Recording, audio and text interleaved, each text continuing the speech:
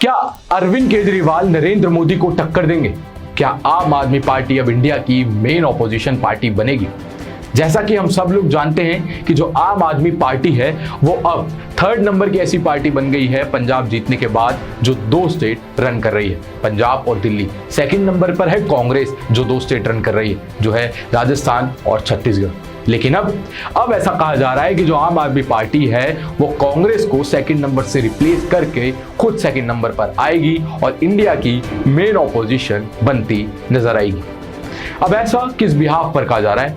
आज की इस वीडियो में हम इसी को लेकर कुछ की पॉइंट्स हैं जो आपके सामने रखेंगे और आपको ये भी बताएंगे कि क्या आम आदमी पार्टी सच में इंडिया की मेन ऑपोजिशन पार्टी बनेगी या नहीं।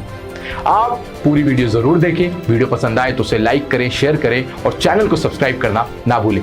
मैं तुषार, शुरू करते हैं वीडियो। तो हम सबसे पहले ये जान लेते हैं कि आम आदमी पार्टी की शुरुआत कैसे हुई और उसने इतने कम समय में लोगों के बीच में अपनी लोकप्रियता कैसे हासिल करी। 2011 Indian anti corruption movement, Anna Hazare के भ्रष्टाचार विरोध आंदोलन से जन्मी आम आदमी पार्टी की स्थापना यानी कि एस्टेब्लिशमेंट 2 अक्टूबर 2012 को हुई। इस आंदोलन में जिनके चेहरे उभर कर आए वो थे अरविंद केजरीवाल, सीनियर काउंसिल प्रशांत भूषण, योगेंद्र यादव, शाजिया इल्मी, आनंद कुमार और कुमार विश्वास। ये सभी इस पार्टी के फाउंडिंग मेंबर्स में शामिल थे। हालांकि ये बात अलग है कि अब इस पार्टी में इनमें से काफी से ज्यादा लोगों ने दूरी बना ली है। इस पार्टी के बनने में जो एक बहुत बड़ा रीजन था वो था जल लोकपाल बिल। आपको बता दें कि उस समय जो ये आंदोलन चल रहा था उसकी डिमांड थी कि जल लोकपाल बिल को पास कराया जाए, लेकिन उस समय सभी मेन ऑपोजिशन पार्टीज ने मिलकर इस बिल को पास नहीं होने दिया था और इसी वजह से अरविंद केजरीवाल और उनके साथियों ने ये डिसाइड किया कि हम इस बिल को पास कराने के लिए राजनीति के अंदर जाएंगे और साथ ही राजनीति को साफ करने के लिए भी यानी कि भ्रष्टाचार को मिटाने के लिए भी सिस्टम के अंदर जाना होगा और उन्होंने ये पार्टी को बनाया। इसकी जो फॉर्मल प्रोसीडिंग शुरू हुई वो हुई 2012 में 2 अक्टूबर में। लेकिन यहां गौर करने वाली बात यह है कि 1 साल के भीतर यानी कि 2013 में होने वाले विधानसभा इलेक्शन में आम आदमी पार्टी ने 28 सीटें हासिल करी, यानी कि 1 साल से कम इस पार्टी को बने हुए हुआ था और इतने कम समय में इस पार्टी ने इतनी बड़ी लोकप्रियता हासिल कर ली थी। अब ये कैसे हुआ, इस पर आते हैं। तो आपको बता दें कि जब आम आदमी पार्टी बनी उसके बाद अरविंद केजरीवाल सीधा गलियों में, सड़कों पर उतर चुके थे और एक रीजन तो ये था ही कि ये पार्टी इतने बड़े मूवमेंट से बनी थी, जिस मूवमेंट की लहर पूरे देश भर में थी, इसलिए अरविंद केजरीवाल को लोग जानने लगे थे। दूसरा रीजन ये भी था कि आम आदमी पार्टी जिस मुद्दों को लेकर सड़कों पर उतरी थी, जिस मुद्दों को लेकर वो लोगों के जितना करीब हो सके उतना करीब जा रही थी, वो आम आदमी के मुद्दे थे। जैसे कि आम आदमी को क्या दिक्कतें होती हैं, बिजली की समस्या, पानी की समस्या, भ्रष्टाचार की समस्या, महंगाई की दिक्कत और घरों में बहन बेटियों की सुरक्षा। और इन्हीं मुद्दों को उठाते हुए अरविंद केजरीवाल की आम आदमी पार्टी ने इन मुद्दों को अपना हथियार बनाया और सीधा सरकार से लड़ने का तय किया। कभी वो भ्रष्टाचार के खिलाफ अपने बड़े बड़े भाषणों में अडानी, मुकेश अंबानी, नितिन गडकरी जैसे लोगों के खिलाफ इतने बड़े बड़े खुलासे करते कि पूरा देश उन्हें सुनने लगा था। कभी बिजली को लेकर अगर कोई परिवार बिजली का बिल नहीं भर पाता और उसकी बिजली काट दी जाती तो अरविंद केजरीवाल खुद उसके घर जाते और उसकी बिजली जोड़ते और साथ ही सरकार पर यह आरोप लगाते कि बिजली की जो दरें हैं यानी कि जो रेट हैं वो बहुत महंगे हैं, इसलिए ये परिवार बिजली का बिल नहीं भर पा रहा है। यानी कि वो इन छोटी दिक्कतों को, बेसिक दिक्कतों को जो आम आदमी के लिए एक बहुत बड़ी परेशानी उभर कर आती हैं, उसको उन्होंने अपना मेन हथियार बना लिया था। और क्योंकि उस दौरान दिल्ली में भ्रष्टाचार के मामले बढ़ने लगे थे, जैसे कि कॉमनवेल्थ घोटाला उसी दौरान हुआ था, दिल्ली रेप कैपिटल बन गई थी, महंगाई बढ़ने लगी थी और अरविंद केजरीवाल इन सब के खिलाफ लोगों के बीच जाने लगे थे, जो दूसरी पार्टी का कोई भी नेता उस वक्त जमीनी हालात पर ऐसा करता नहीं नजर आ रहा था। इसलिए वो सीधे तौर पर लोगों से अपना कनेक्शन बना पाए और यही वजह थी कि उनको लोगों का इतना प्यार मिलने लगा। और उन्होंने जब अपना पहला इलेक्शन 2013 में लड़ा तो उन्हें 28 सीटें मिली। ये एक बहुत बड़ी कामयाबी थी एक नई पार्टी के लिए। वो बात अलग है कि बहुमत ना मिलने की वजह से आम आदमी पार्टी ने कांग्रेस के साथ मिलकर दिल्ली में अपनी सरकार बनाई, लेकिन ये सरकार 50 दिन से ज्यादा नहीं चल सकी। और फिर जब दोबारा 2015 में असेंबली इलेक्शन दिल्ली में कराए गए तो आम आदमी पार्टी ने दिल्ली की 70 विधानसभा सीटों में से 67 विधानसभा सीटें जीती और ऐतिहासिक जीत दर्ज की। बाकी 3 बची हुई सीटें मिली बीजेपी को और कांग्रेस को मिली 0 सीटें, यानी कि कांग्रेस का पूरे तरीके से सफाया दिल्ली से हो चुका था। यह जीत इसलिए भी ऐतिहासिक मानी जाती है कि उस समय एक आम आदमी ने शीला दीक्षित जैसे एक बड़े चेहरे को सीधा टक्कर दी थी और उनको करारी हार का सामना करना पड़ा था। तो ऐसे आम आदमी पार्टी के लिए एक नई सुबह आई और दिल्ली पर उसने अपनी सत्ता हासिल की। और अब आम आदमी पार्टी यहां रुकने वाली तो नहीं।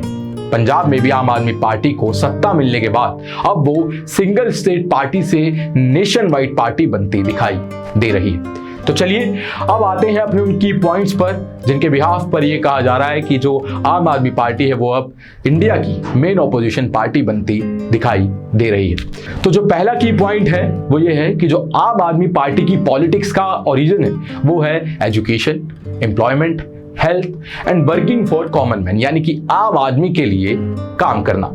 अब आप यहां ये सोचेंगे कि भाई ये मोटिव तो हर पार्टी का होता है। जी हाँ, ये मोटिव हर पार्टी का होता है, लेकिन जिस तरीके से आम आदमी पार्टी ने इस मोटिव को अचीव किया या फिर मैं कहूं अचीव कर रही है, वो आज तक दिल्ली में लोगों ने ऐसा नहीं देखा था और लोगों को ये चीजें ग्राउंड रियलिटी पर दिखने लगी।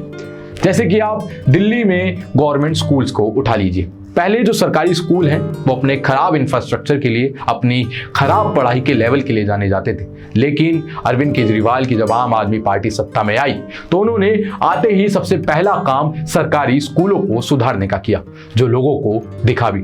अब ये स्कूल प्राइवेट स्कूलों को पीछे छोड़ रहे हैं। इन स्कूल्स में शानदार नई इमारतें, E classrooms, lift, modern lab, library, swimming pools बनवाए गए हैं और साथ ही एजुकेशन के लेवल को भी इतना बढ़ाया गया है कि अब सरकारी स्कूलों का रिजल्ट्स प्राइवेट स्कूलों से बेहतर आने लगा है। और ये बात नोबेल प्राइज से सम्मानित इकोनॉमिस्ट अभिजीत बनर्जी जैसे लोगों ने भी मानी है। और सिर्फ स्कूल्स ही नहीं, हेल्थ को लेकर मोहल्ला क्लिनिक्स हो, बिजली पानी की समस्या हो, भ्रष्टाचार की समस्या हो, बेरोजगारी की समस्या हो, इन सब को लेकर दिल्ली में जो आम आदमी पार्टी ने काम किया वो लोगों को सीधे तौर पर दिखा।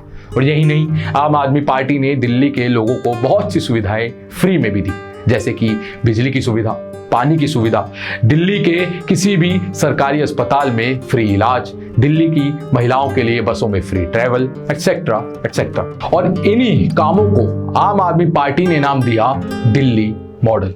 7 से 8 सालों के बीच दिल्ली में जो भी आम आदमी पार्टी ने काम किया उसको दिल्ली मॉडल का दर्जा दिया गया और इस दिल्ली मॉडल ने उनको खूब प्रचार यानी कि खूब प्रमोशन दिलवाया। और यही दिल्ली मॉडल था जिसकी वजह से आम आदमी पार्टी ने अपना एक पैर अब पंजाब में भी जमा लिया, जिसकी वजह से पंजाब के लोगों ने भी उन्हें चुना और पंजाब में अब उनकी सत्ता हासिल हो गई।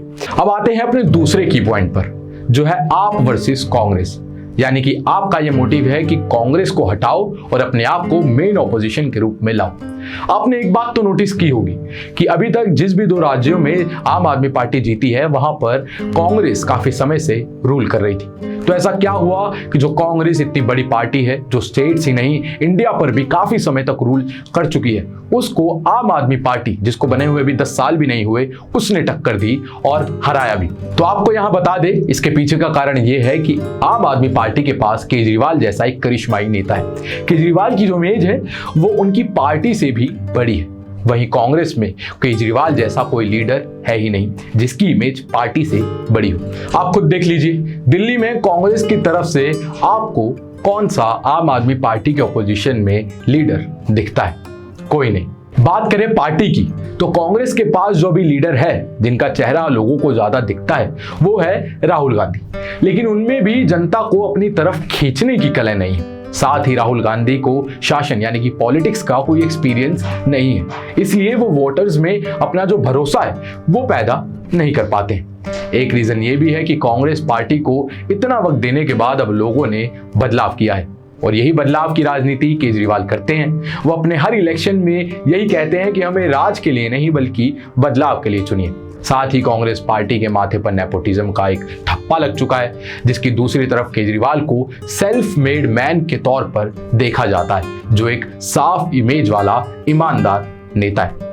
और बात करें पंजाब की तो वहां तो आप जानते ही हैं कि कांग्रेस की कैसे अपनी इंटरनल प्रॉब्लम्स ही सॉल्व नहीं हो रही थी, तो वो लोगों की प्रॉब्लम्स को क्या सॉल्व करते।